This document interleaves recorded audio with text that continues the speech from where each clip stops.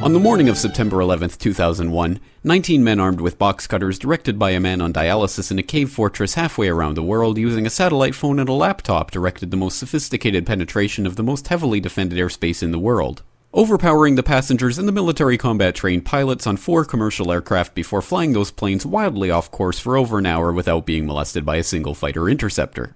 These 19 hijackers, devout religious fundamentalists who like to drink alcohol, snort cocaine, and live with pink-haired strippers, managed to knock down 3 buildings with 2 planes in New York, while in Washington a pilot who couldn't handle a single-engine Cessna was able to fly a 757 in an 8,000-foot descending 270-degree corkscrew turn to come exactly level with the ground, hitting the Pentagon in the Budget Analyst Office where DoD staffers were working on the mystery of the $2.3 trillion that Defense Secretary Donald Rumsfeld had announced missing from the Pentagon's coffers in a press conference the day before, on September 10th, 2001.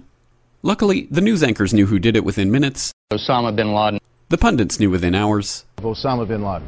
The administration knew within the day. Terrorists who committed these acts and those who harbor them. And the evidence literally fell into the FBI's lap. That a hijacker's passport was found blocks from the World Trade Center crash site, if you can believe that. But for some reason, a bunch of crazy conspiracy theorists demanded an investigation into the greatest attack on American soil in history. That investigation was delayed, underfunded, set up to fail, a conflict of interest, and a cover-up from start to finish. It was based on testimony extracted through torture, the records of which were destroyed.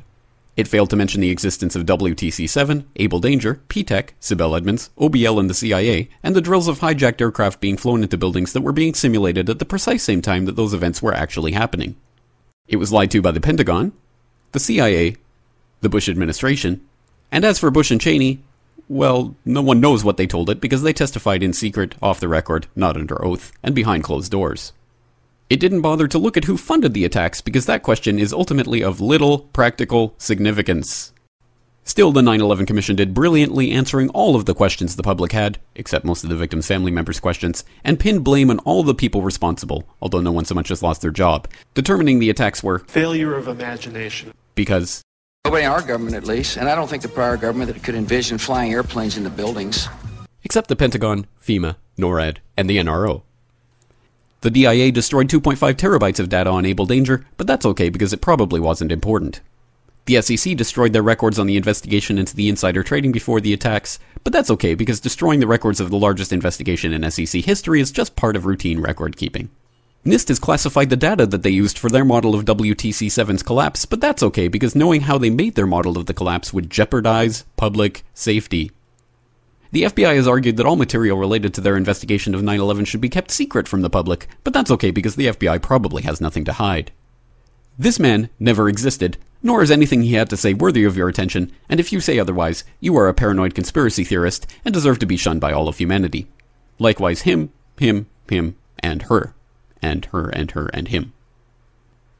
Osama bin Laden lived in a cave fortress in the hills of Afghanistan, but somehow got away. Then he was hiding out in Tora Bora, but somehow got away.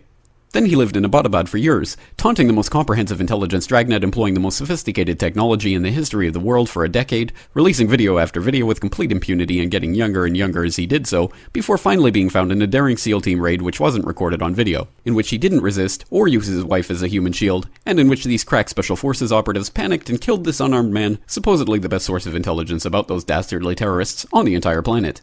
Then they dumped his body in the ocean before telling anyone about it. Then a couple dozen of that team's members died in a helicopter crash in Afghanistan. This is the story of 9/11, brought to you by the media which told you the hard truths about... His head could be seen to move violently forward. And... They took the babies out of the incubators. And... Mobile production facilities. And... The rescue of Jessica Lynch. If you have any questions about this story, you are a batshit paranoid tinfoil dog-abusing baby hater and will be reviled by everyone. If you love your country and or freedom, happiness, rainbows, rock and roll, puppy dogs, apple pie, and your grandma, you will never ever express doubts about any part of this story to anyone. Ever. This has been a public service announcement by the Friends of the FBI, CIA, NSA, DIA, SEC, MSM, White House, NIST, and the 9/11 Commission. Because ignorance is strength.